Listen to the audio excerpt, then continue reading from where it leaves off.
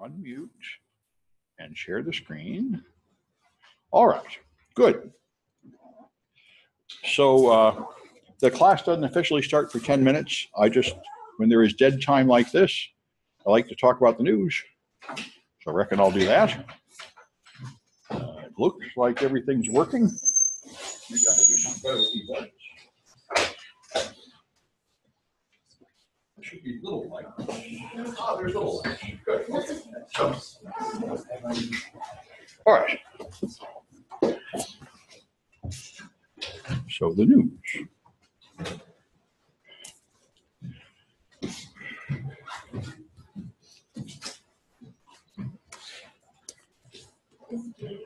This is interesting too. And that one. Yeah, quite a lot of good things today. And this one too, really. It's not a bad one either.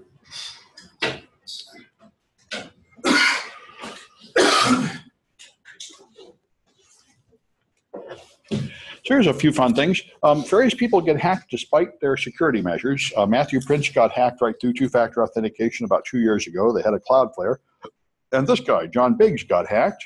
And this is an attack I hadn't heard of. Somehow they called T-Mobile and apparently social engineered T-Mobile into switching the SIM card to another phone. I guess they told him he'd lost the phone, so now they were on his phone. And because they were on his phone, they were able to do a password reset that went to his phone and got in all his other accounts. And so everything started restarting. He lost everything. All his two-factor authentication accounts did no good. This is something people have been talking about for the last year at least, is that if you have a smartphone and your second factor is a message sent to the phone, you're really back to one-factor authentication because somebody that has your phone has everything. So anyway, he got hacked by everything, and so this happens, and he says there's really not an awful lot he can do about it. It is an issue. And there is a fundamental problem here that making something cheap and convenient enough to use for the mass market is kind of contrary to making it really secure. And nobody has a simple answer for that. There are a few places that are high value that are willing to spend a lot of money on security, like Lloyd's Bank in London has about 5 years ago started sending hardware tokens to everybody, where you have this special little gadget that's pumping out numbers that is not used by anything else, and it's not an app on your phone, and that would be fine, but that's about $30 cost per customer, plus who knows what when they lose it, how you replace it and all that. So it's only going to be for high-value accounts you can do that. When I started teaching computer forensics, I believed that forensics were really very good until I started researching forensics. Holy cow, police forensics is appalling. There have been so many convictions reversed because of deliberately falsified things. There was a doctor in Philadelphia that was falsifying blood tests and bullet tests for 20 years before they found out. He convicted thousands of people because he always told the police whatever they wanted to hear. And he would try to prevent them from hiring any staff that knew anything. And they finally managed to bring in some graduate students in chemistry that said, this guy doesn't even know what he's doing. He's not even using the right chemicals. What is this nonsense? Because he was just faking all the evidence for years. And they just recently quit hair samples. They've been telling people for years that they can really tell that this hair matches that hair, and they tested it scientifically and said they can't really. There aren't many that different kinds of hair. So if they find a hair sample on your clothes and a hair sample at the crime scene, that doesn't really prove much of anything at all. Fingerprints are good.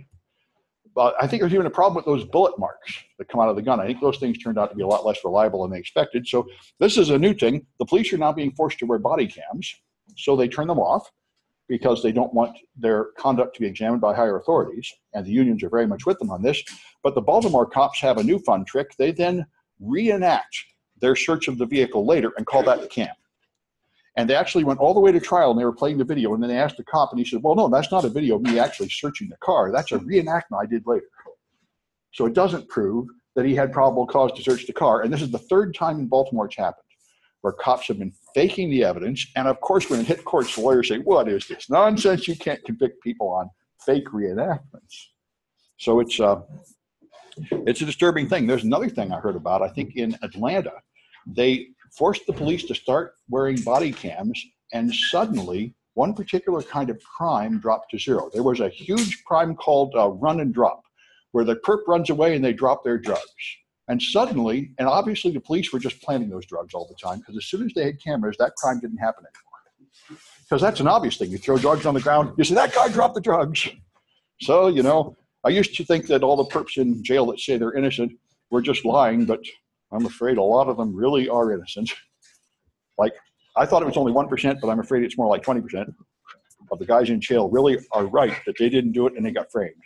So hopefully our technological solutions will help cut that down.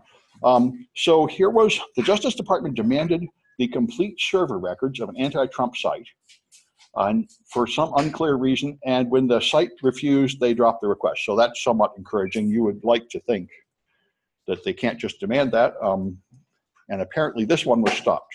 It's a somewhat disturbing issue. That is the kind of thing the government of China does. They get complete logs of who goes to a pro-Tibet site, and then they figure that you're in on a conspiracy against the government or something. But you're supposed to not be able to do that here, not without actual probable cause of a crime. Now, something similar happened to Coinbase. Coinbase is the legal Bitcoin exchange, probably the only one. They're in San Francisco. They're very determined to legitimize Bitcoin. So you can turn dollars into Bitcoin and Bitcoin into dollars, and they are an American company with a fixed address and a team of lawyers, and they're trying really hard to obey the laws. The problem is nobody really knows what the laws are. Financial regulators don't know if that's a bank or an investment company or exactly what it is. But 6 months ago, the FBI came to Coinbase and they said, we want your entire customer database because you're treating mere possession of Bitcoin as evidence of criminal intent, that you're trying to do either money laundering or tax evasion, which I must say is probably correct. And Coinbase handed it over, their whole customer database, because they're trying to cooperate with the government. We'll see what happens. I think 99% of their customers will not want to use them if they, but anyway, they do want Bitcoin to quit being used exclusively for illegal activities and make it into a mainstream thing.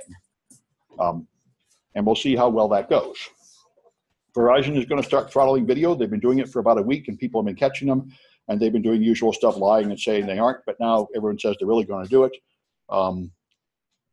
This is a big issue. They don't have enough bandwidth and they don't want to spend the money to lay another generation of fiber. So instead they want to choke off your bandwidth.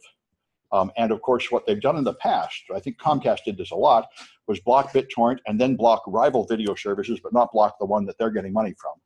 And that's what the net neutrality people wanted to prevent. But with the Trump administration, that's all been reversed. And it never really got anywhere anyway, because the legal argument was pretty strong that the FCC does not have the authority to regulate this stuff. So it's, we will see what comes of it all. But apparently Verizon is going to be the first to explicitly and openly throttle video bandwidth. And I guess some customers may jump to another provider if the other providers are any better.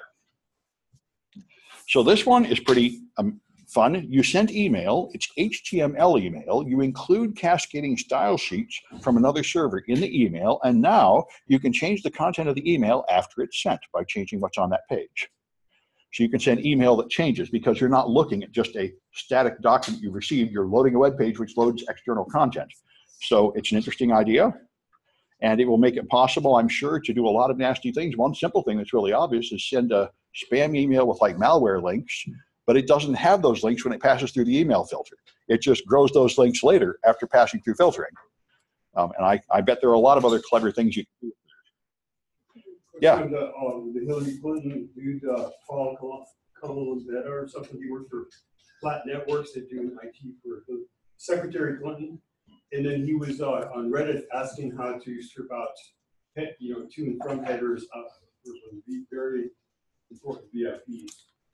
I'm not aware of that. I know a lot of questions were raised about Hillary Clinton's email and how it was handled. And the end result of the FBI investigation is that, in fact, it was very poorly done, but it did not rise to the level of prosecutable crime. But she certainly did a lot of fishy things in email, which is why there was that huge scandal. Of course, I don't know if she is any worse than everybody else. And one of the many things is she had to send plain text email to everybody, even with confidential material, because there is no email encryption that actually works very well. The main problem is the recipient has to be configured for it. So if you're sending it to a lot of different people, it ends up being sent in plain text to a lot of them. So email is really a very insecure medium. That's why even up through Obama, no president used email, which surprised me. But when I thought about it, they're entirely correct. You cannot trust email enough. The orders from president, because it's so easy to redirect, forge, and alter emails. I don't know. That if the president sends you an email with an important request, like drop a bomb somewhere, you can't rely on that. Obama used texting, but they took away his beloved BlackBerry and they gave him a special military secured BlackBerry with a different protocol, because texting is pretty insecure too, but supposedly they ran it through the military network and improved it. But I think he didn't use it for issuing official orders. But it's a big issue. The whole internet is pretty sloppy, you know, and if you get an email or a text, you don't really know who sent it. I would get rid of this if I knew how. Go away. This. Okay, well, I pushed it down there. Wait, that's up here somewhere. Some way to hide it. Hide video panel. There we go. Well, it worked before, but now it won't. Anyway, by the way, it reminds me, let me see if I can tell who is here. There is some kind of window. Yeah, manage participants. Oh, 2 people. One person has supposedly joined, Jag. All right. And I want to open the chat room too, so that you can attend class remotely if you want to. There are activities like we'll do lockpicking today that you can't do remotely, but most of the time, anyway, and it's also being recorded and we put on YouTube. So I'm attempting to pay attention to it so people can even ask questions and such remotely. Anyway, so I guess it's time to get going. We can skip this.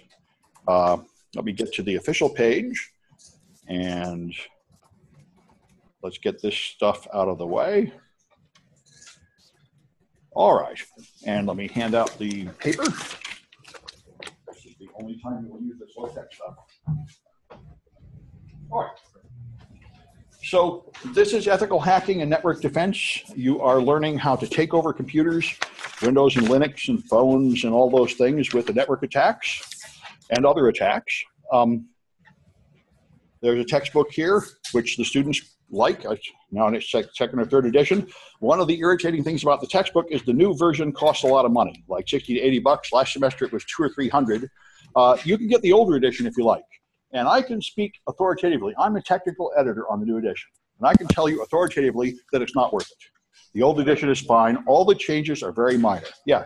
So the new edition I just checked is the third. Yeah, the second edition is fine. Fine. Yeah, it'd be fine for this class. What about verse? I'm not sure, but it'd probably be fine too. But the second one is pretty cheap, like 16 bucks. But I don't think there was that much difference between the first and second either. This is a beginning class covering the beginning attack techniques. And really, the only thing the additions do is remove some of the really old protocols that aren't used anymore and update some of the examples for more modern news items and such. Anyway, it's recommended that you know the basics of networking, which is 106, and the basics of security, 120, so you understand the concept of network attacks and the OSI model and such. We will review those things, but if they're brand new to you, you might prefer to go take those courses first. We do not enforce prerequisites. All we have in our department are advisories, so we don't kick anybody out because you didn't take our specific course, because a lot of people come from industry and they already know a bunch of stuff, and we're not going to force you to take courses that you don't need. It's your judgment whether you feel ready to do this or not. So be aware. Anyway, so we're going to make malware and take over machines of various types.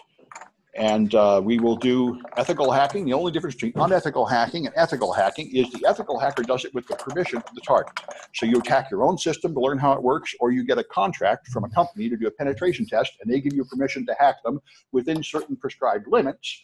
And as long as you stay within those limits, what you're doing is legal. Another thing you can do is find a company that has a bug bounty program, and you can hack them, and if you find a new problem, they will pay you money or put you on their Hall of Fame, but you also have an explicit license from them to hack them within certain parameters, and it's okay. For example, the military has had 2 bug bounty programs, the Department of Defense. They've both been very successful. I think the Air Force has one starting up, and so there, for a period of a month, you were allowed to attack certain DoD sites. And I tried. I didn't get in, but Jason Haddock's totally got in. I think he's got it. He came and gave a guest lecture here last semester. I think he was the #1 guy that found the most vulnerabilities. And some people made a pile of money. So anyway, that's the game. There are quizzes. Yeah.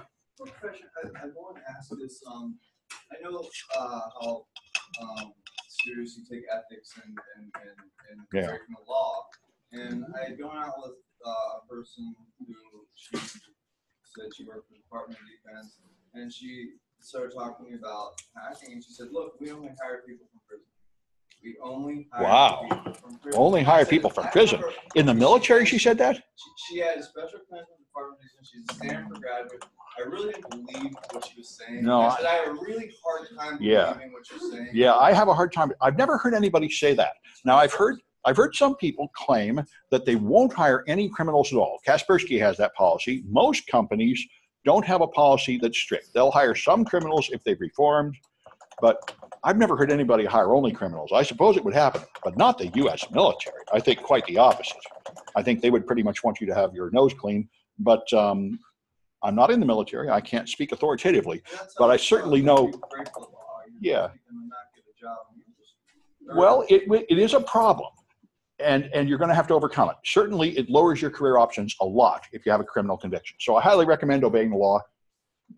Unfortunately, I can't claim to obey the law entirely myself. I thought I was, but the fact is the law is such a mess that if you can't really do any research in this business without going a little bit over the line.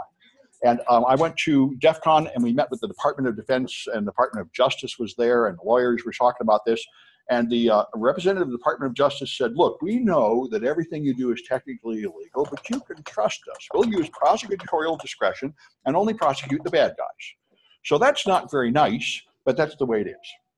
The laws are written in a way that makes all research illegal. I used to go to find vulnerabilities on college websites and corporate websites and warn people. I warned dozens of colleges and hundreds of companies about that. And then I talked to my lawyer and he said, well, technically that is illegal because the way the Computer Fraud and Abuse Act is written, if you send a signal to a server and you get a reply which causes you to know something you are not authorized to know, you have broken the law. So if I read the HTML source code of a web page and I find a vulnerability, I've just broken the law because I know something that the company doesn't want me to know. Now, you probably can't be prosecuted for that, but it is now a judgment call. It's not as simple as you're 100% innocent. It's that you may have done something that's a little bit over the line, but they can't actually win in court as long as you get a lawyer and cooperate with your lawyer. So you're a little bit into the gray area. And after that, I switched to doing Android apps. And I found hundreds of Android apps with vulnerabilities and reported them. And then one of the companies complained that you're violating the terms of service. And I said, well, I suppose I am. The terms of service said you are not allowed to reverse engineer this app and find our security problems. And I think now that I'm no longer violating the CFAA, I'm violating the DMCA. These are Millennium Copyright Act, says you're not allowed to overcome any barriers to get into something. So reverse engineering an app might possibly be considered that, but the EFF regards it as fair use. But the point is you can't be 100% legal in this business unless, of course, you take no risks at all. You only do a project on your own server or on your own special lab, and that's the way the homework's written here. But it is unfortunately a persistent problem in this business that the laws aren't very clear, and there are a whole lot of acts that are arguably legal or illegal, and people argue about them. Anyway, so there's quizzes. They're all online. They're in the Instructor system. Although people tell me they cannot see my courses in the Instructor system this semester, although they could last semester. I apparently am doing something wrong. I'm going to consult with other teachers and try to find out. For some reason, my courses don't show up for the students, and everybody else's do. There must be some kind of activation option that I have not found. I'll hopefully figure that out in a week or so. The quizzes are online, multiple choice, and you have to take the quiz before the lecture on that topic. I found this to be more effective at teaching the students. And anyway, none of them are due for a few weeks. We have 3 class meetings before anything's due, so I assume I'll have the quizzes working by next week, and that still gives you plenty of time to take them. They're not very difficult. Students usually get 18 or 20 because you can use Google, you can use the book, you can make 2 attempts. The only purpose of them really is to motivate you to study. And I found that to be true in Cisco too. Even online open book quizzes have a large effect on student learning, although they're arguably not a very logical, perfect measure of success. So, but I decided I'm more interested in just motivating you to learn it than measuring your success accurately. And the other component of your grade is the homework. There's a bunch of homework down here. These are projects. You do them on a computer and you turn in screenshots by email. And that's the other part of your grade. Let me bring up the grading page, which is here, policy. That you've got it on that printout. All right, so there's a bunch of quizzes and a bunch of homework and a final exam to add up to a bunch of points. If you get 90% of them, it's an A, 80% a B, and so on. You can get pass, no pass grading, but you have to turn in a form within the first few weeks of class. This is not recommended because if you do that, the course will not count towards any city college degrees or certificates. But you might want to do that if you're really getting a major in something else like biology and you're just taking one course on the side. You don't want to foul up your perfect GPA or something. All right. If you missed the quiz, let me know, and I'll handle it. I'm not quite sure how I'm going to handle it. The last semester was the first semester I used these online quizzes, and I let people take it late with no penalty. If I get too much of that, I might knock a few points off for being late just to encourage people to keep moving. All right, so a lot of hands-on projects. You got to turn in a lot of screen-captured images. Certain images in the project have a hand pointing to them, and so you'll have to have the textbook to study for the quizzes, and you'll have to have access to a computer to do the homework. If you don't have a computer you want to use, you can use the lab down here, Science 214. We have a hacking lab. Just if you do that, be aware that that lab is all full of other hackers, and they're doing things like putting keyloggers on the machines, stealing the data off them. So don't use personal email or do shopping in that lab or anything. And it's also possible that if you get halfway through something and leave and come back a few days later, somebody has wiped it out.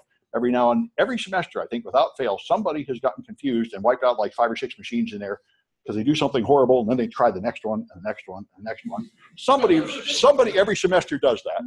So don't freak out. If you leave something in there, it might be gone when you come back. And if this is making you late or something, talk to me and I can extend deadlines and stuff. Just be aware, of course, that everybody has administrator rights on those machines and it's a wild free fire zone where anything goes. Yeah. Are there any OS requirements like Windows or Linux? You will need them both, but you can download them in the form of virtual machines. And I've got them ready. You'll need I've got a Windows Server 2008 and a Kali Linux you can use. Some people you've heard use other versions of Linux or the Mac OS or something, and that's fine, but my instructions won't work. But if you do it on some other version, you'll learn more. And if you do a project in some exotic way and you feel like you succeeded, but you don't get full points, I have a grading assistant that helps me. And sometimes people turn in stuff that confuses her. So if somehow you don't get the right score, talk to me and I can fix it.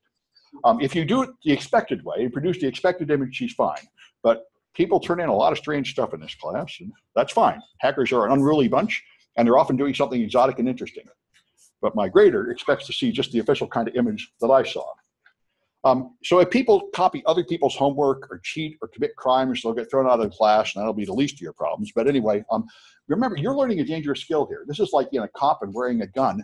You're now able to steal data. You're going to work at companies. You're going to be hacking them. You're going to have the power to mess with their servers and read all their confidential data. So they have to trust you to keep your mouth shut. This is why I have no particular mercy for Edward Snowden. Edward Snowden was working for the military as a contractor, had access to military secrets, signed a document agreeing never to disclose them, and then he disclosed them.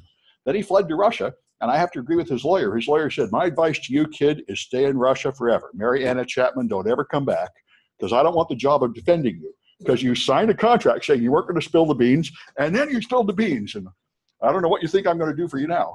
I went to a High-Tech Crime Investigators Association meeting, which I recommend. You can only get in if you have some law enforcement contacts. But I went to it, and they had a defense lawyer on stage talking about, which is very rare. They usually don't even allow defense lawyers in the meeting. And he said, I have clients that get pulled over by a cop, and the cop says, do you have guns or drugs in the car?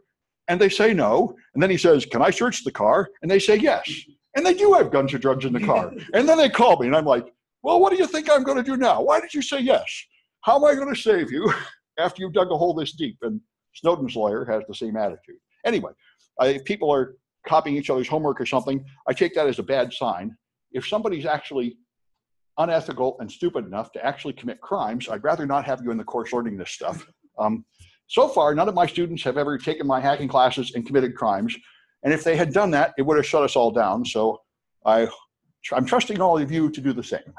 My only problem is usually students don't get dangerous enough. By the way, I should say, a law enforcement officer asked me recently to talk about the current state of hacktivism. And the current state of hacktivism is it's over. In 2011 and 2012, there was Anonymous and LulzSec and Anti-Sec hacking everybody and the Jester. And all these people seem to have just given up, because I think what happened is they all got a real job.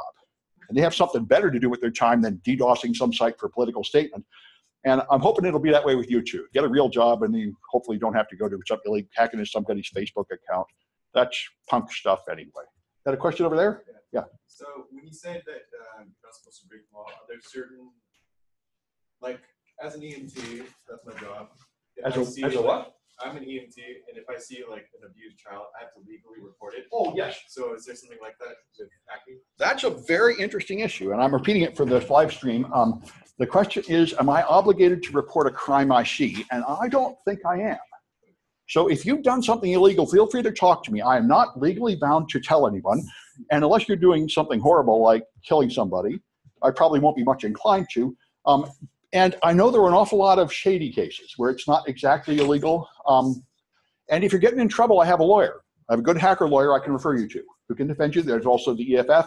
A lot of hackers do something without any evil intention, and then they end up getting legal threats. There's always someone screaming at the college that I should be fired and locked up immediately because I've revealed their security vulnerabilities. About a year or two ago, I went through some Android apps, and I found about 24 of them that were violating HIPAA regulations because they were leaking medical information out.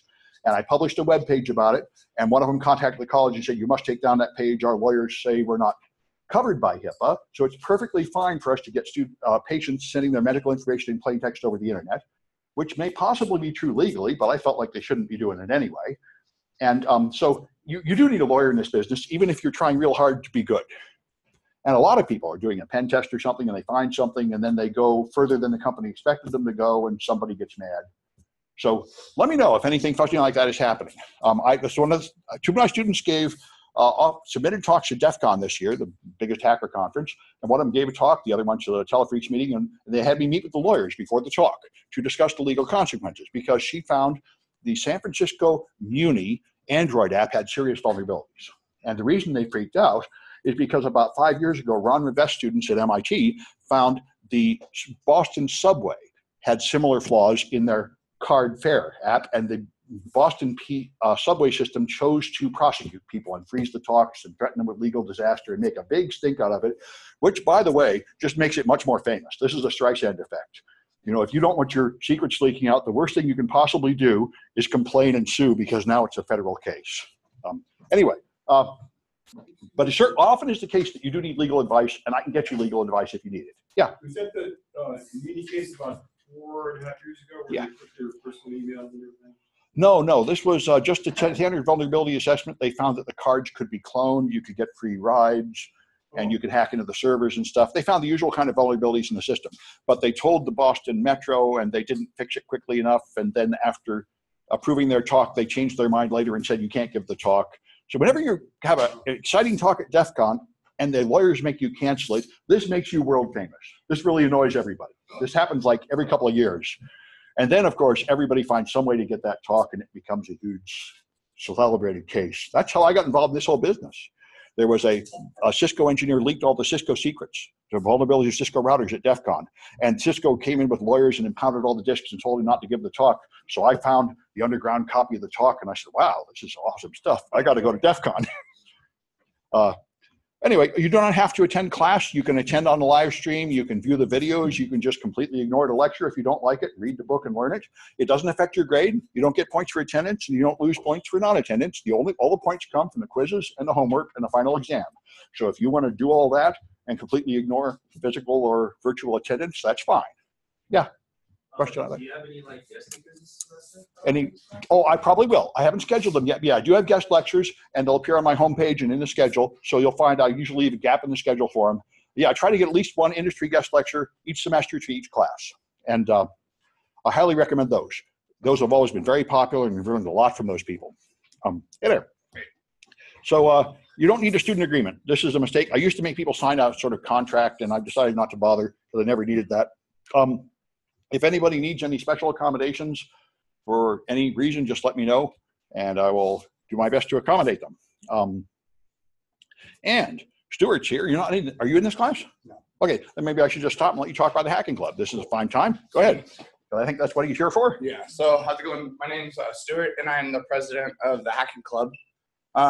And so basically there's no campus housing here, right? We're not all here at the same time. So this is a way that we can learn computer security as a community. We participate in cybersecurity competitions. We have regular speakers that are pretty good speakers. The other day we had the guy that did the initial Russia report for CloudStrike that all of our intelligence agencies used to basically conclude that Russia was behind the election hacking, etc. So we have a meeting today at 7:30, so pretty much immediately following this class. There's a lab we're on the second floor. So there's a lab down the hallway. that we're going to go to. And so all the people who have been involved in the club the last couple years and stuff are going to show up, and we'll help you get your first couple projects set up and stuff, because they're kind of a pain in the ass. And then also we're going to talk about like the future plans and the schedule, etc., going forward. So I'm going to pass around a piece of paper. If you could write down your email address in capital letters with good handwriting that I can read, you'll get an invite to the Slack, which is how we communicate. Also, there's a Google group, and that's like, if you haven't used it, it's just like a chain email, basically, on that. So yeah, I'm gonna get this paper going around, and if anyone has any questions, I would be happy to answer them. All caps. Yeah, thanks. Yeah, that's a big deal. So we're probably gonna do 2 meetups a week. I have a straw poll going around right now that you guys will have access to if you're interested once you come to the meeting. If not, I can send it to your email. But we're kind of, right now, we're leaning towards Saturday, Monday. We broadcast the meetings live using Zoom and a couple other programs, so you'll be able to remotely participate after the first couple of meetings. The first couple of meetings are more just like administrative stuff like that. But I have to warn you, that guy that did the GNC analysis did not want his talk video. Yeah. So some of the speakers are so exciting that you have to be there to hear them. Yeah, because they don't want to publish what they're talking about. Same thing true at DEF CON. There's a special bunch of talks that are sky talks where you can't record them because people are going to break their confidentiality agreements, and you can't have a recording of it. So you really have to be there or you miss out. Yeah. Do you have any expectations of like experience for? No, so it's like if you were interested in it, come do it. Because it's, for example, like we have a Slack, right? And everyone kind of hangs out in Slack. And like, so when I am configuring a server or something and I have questions, right, I just ask it, and there's super knowledgeable people immediately get back to me, etc. So it's like all skill levels, whether you want to like actively compete in cybersecurity competitions and stuff, which we do, which you can get hired out of. Then, this might appeal to you. If you're, just getting into information security, this also, I think, would be of value. All right, I think that's it. So sign the paper. Okay, so the one paper for the Hacking Club, you put your email if you want to. The other one's an attendance sheet. I'm just supposed to keep track of who attends class. So everybody should put their name on that one, even if you're not interested in the Hacking Club at this time. But the Hacking Club looks very good. They have better context than I do. A lot of my students are making a lot of good contacts at DEF CON. I didn't know how to get the guy that analyzed the DNC hack, but they did. So it's often pretty good stuff. Anyway, all right. So all I want to do now is talk about Android insecurity. It's just something I've been doing that I think is interesting. It's not in your book and it won't be on the final exam or anything, but I thought it was fun stuff to talk about. Let me figure out where I hid it. Well, I can get it. Let me try a couple tricks. There should be some way to hide this thing, but when I choose hide, it doesn't hide. I have end meeting, disable show video panel, and then hide video panel, and it doesn't hide. Yeah, well, it's a free product, so it gives me a lot of trouble. All right, let me see if I can find my slides for this. If not, I'll go download them again. There we are. All right, here's the one I used at DEF CON. That'll do. All right, I give this talk at DEF CON. Good. All right. So this is why I decided to teach the cryptography class, another class I'm teaching this semester. It's for the first time at this college, although I've taught versions of it elsewhere. I often have versions of my classes taught at other colleges because the administrative structure is very ponderous here. But all right, so you know who I am. People at DEF CON didn't. So if you have an app on your phone, it doesn't keep asking you for your password every time you restart your phone. So it remembers who you are somehow. Now, this is not a new problem. Websites have been doing this forever. There's a Remember Me box, and when you check it, it puts a cookie on your machine. And professional websites like Amazon don't put anything personal in the cookie. It's not your password or email address. It's just a long random number, and there's a database on the server where they know that number means you. Unfortunately, most of them have no way to invalidate the cookie. So if you steal a cookie off the network, you usually have free access to someone's account forever until they close the account. And I've given demonstrations at DEF CON and talks about that. That's another different problem, but at least they don't leak your password. So this is the issue. How does it remember who you are? Target is a good example. I went through a lot of retailers' apps as my latest one in previous years I've done banks, insurance companies, and stockbrokers, finding the vulnerabilities in their Android apps because Android is appalling. The iPhone is the safest computing platform. If you get an iPhone, it is almost impossible for you to get hacked. The only people that have exploits that can really penetrate a iPhone that has not been jailbroken are pretty much the NSA and the intelligence agencies and the top of organized crime. But Android is a sitting duck. It's appalling. Google contributed something to the world. There was a time when people thought Linux was more secure than Windows, but Google proved that if you do a crappy enough job, you can make Linux just as bad as Windows, and that's Android. So anyway, and matter of fact, Windows has been getting better. To be fair, Android is getting a little better, but it's still very dangerous. And I'm going to, this is an amazing thing you would never think of doing on any other computer platform. I'm going to show you here. So Target, here's Target's Australian Android app. When I checked, you download this thing from the Android App Store, install it on your phone. And when you log in, all right, I'm going to make another attempt to get rid of this irritating thing. Okay, I can drag it around anyway. All right, I can choose, I'll put it up there. All right. It's a free product. So, it finally hid. Okay, anyway, so this is Burp, which you'll use in this class. It lets you examine and modify requests between a network device and the server. And so here's the login request. I send it my name and password, and it sends that by HTTPS, so it's encrypted, which is correct. So people sniffing packets on the network will not be able to steal my password. So it sends a request up to the server with my name and password, and then the server replies, and it sends me a thing called a token, which is just a long random number. And as far as I can tell, that's really a random number. It's not some version of your password or anything. And this is the right thing to do. I send my password in a safe way to the server.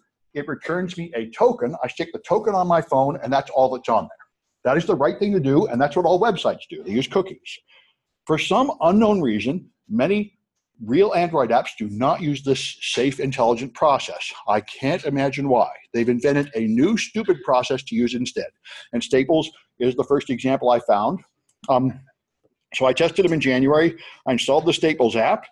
And then, if you look at the locally stored data, there's something called encrypted passwords stored on your phone. So already, they're wrong. They appear to have stored some version of your password on your phone, and there is no reason to do that. It should just be a cookie. The reason why there's a difference is because people reuse passwords, like 95% of them. So the password is of much more value than one cookie. The cookie will only get you into one company's site. Your password will typically leak everything out of your life, your banking password, your email password, and everything else. So you shouldn't just be throwing around a customer's password like trash. And this means there's an extra copy of your password in the app. And I found like more than half of the Android apps or retailers do this. So if you install a bunch of apps on your phone, there are like 30 and 40 copies of your password stored in the phone system, readily available for anybody that steals your phone or that penetrates any of the security of any of the apps on your phone. It's really bad. So anyway, however, they did encrypt it. And I used to, in previous years, when I found an encrypted thing, I would not report the vulnerability because I couldn't be bothered to reverse the encryption. But in January, I said, well, why don't I give it another crack? How hard would it be to figure out what their encryption is? And it turns out to be pretty easy. But by the way, in case you want, here's an article on how to store data on a phone. And this is pretty good advice. Number one, don't store passwords on a phone. What are you, stupid? Use a cookie. Store some random number that means nothing to anybody else, then you don't really have to worry if it leaks. But if you have to, there's a thing called the Android keychain. Just like there's something in iOS that does the same thing, they have a special encrypted part of the operating system that is intended to save secrets. And you can just learn the API and as a developer, use the keychain. The other thing you could do is you could encrypt it with a public key. We'll cover encryption in detail later, but the miracle of public key encryption is you can encrypt stuff with a public key, and the private key is not on the phone. The private key is on the company's server. You send this encrypted mess up to the server, and nobody can read it except the real server that has the private key. So that would be a pretty safe way to do it. But what they actually do is encrypt it with a private key and then try to hide the key on the phone. And this is like hiding your front door key under the mat. It's pretty lousy security because it's not really that hard to search the places you could have put it and find it. And it's very easy to do it on Android because every Android app gives me the source code. So I can read your source code and find out how you encrypted it and where you hid the key. So here's a cute trick I learned from the Burke book, Web Application Hacker's Handbook. if you make a password that has 32 identical characters at the beginning, you can check for certain kinds of stupid cryptography.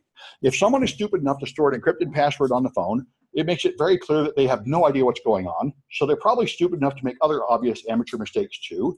And this amateur mistake is called using textbook encryption.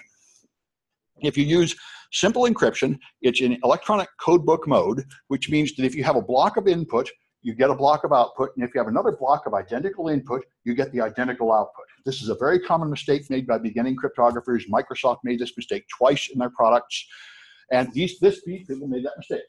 That long password with 32 A's and then a few other characters turned into this encrypted password, and as you can see, here's a block. This is what 16 A's encrypt to. This is what the next 16 A's encrypt to, and this is the few extra characters. So in addition to using private key encryption, which is the wrong kind of encryption, they used it in electronic codebook mode, which is the wrong mode to put it in.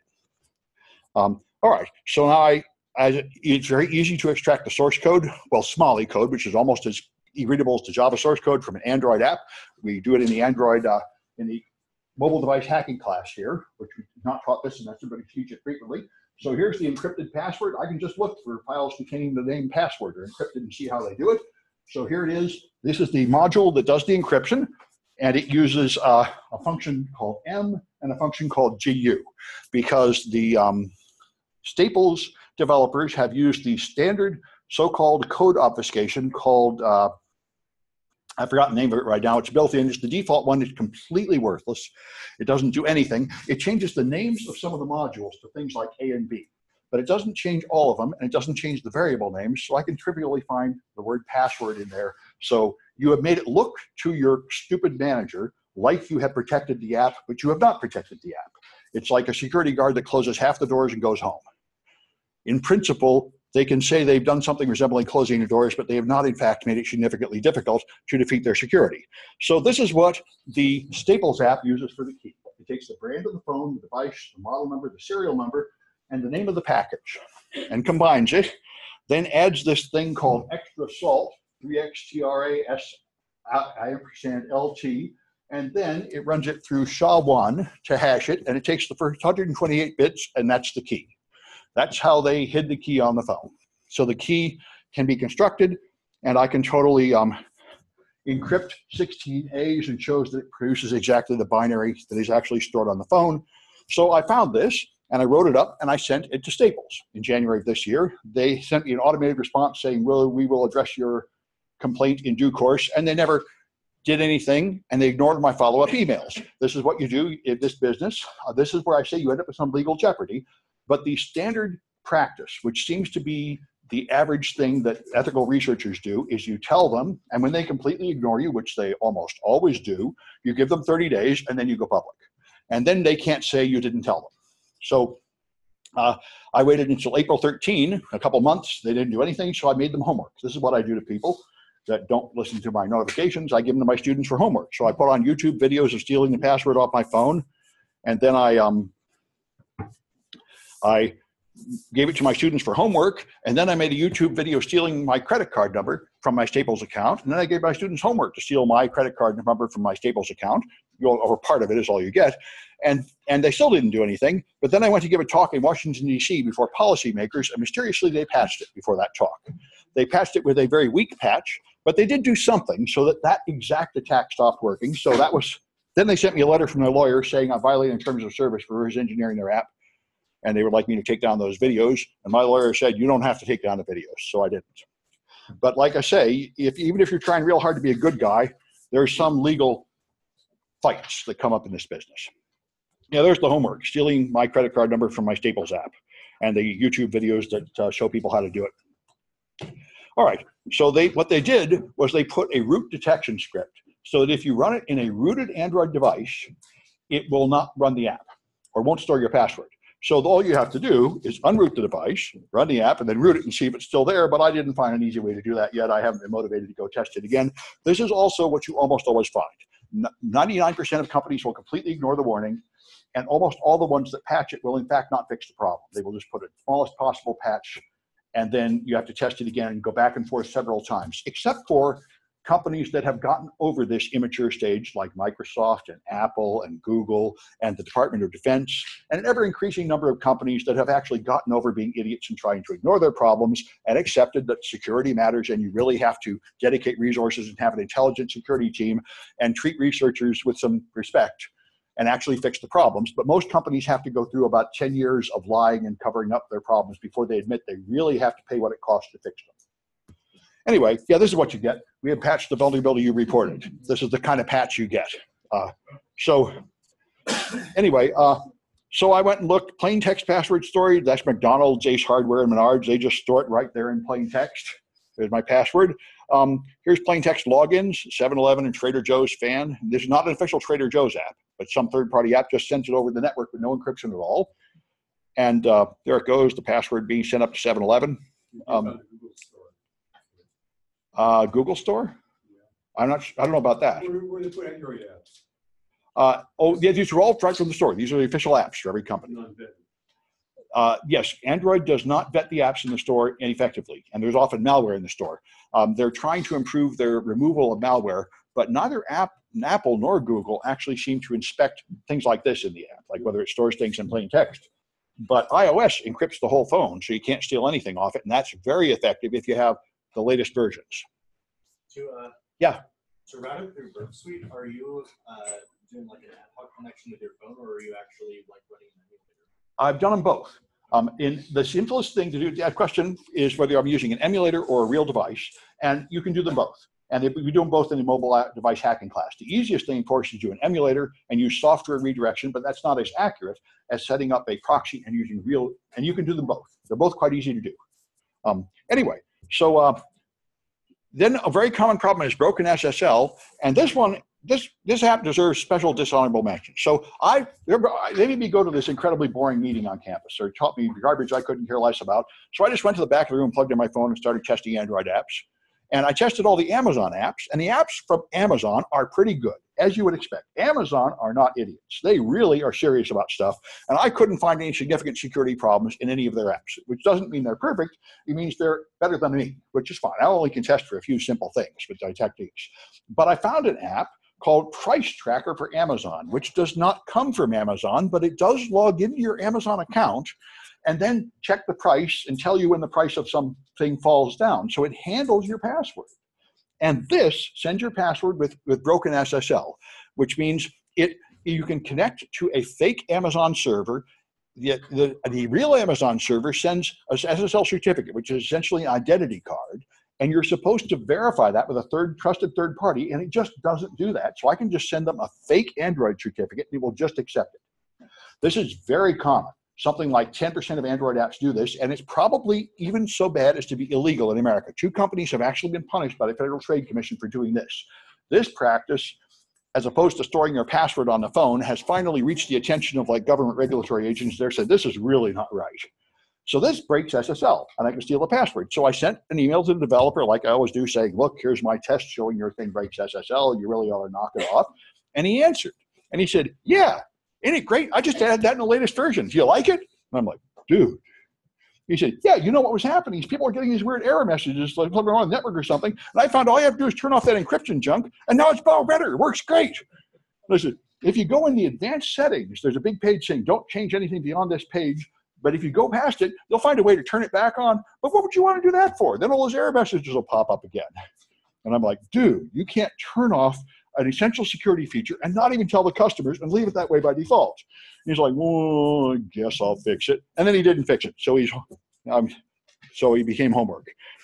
So here's the apps that stored them with reversible encryption. Home Depot, Kroeger, Safeway, and Walgreens, they use the same thing as Staples. They encrypt it with a secret key, and then they try to hide the secret key on the phone, which is really, really, really, really stupid, since I can read the source code and totally find out where you hid the key.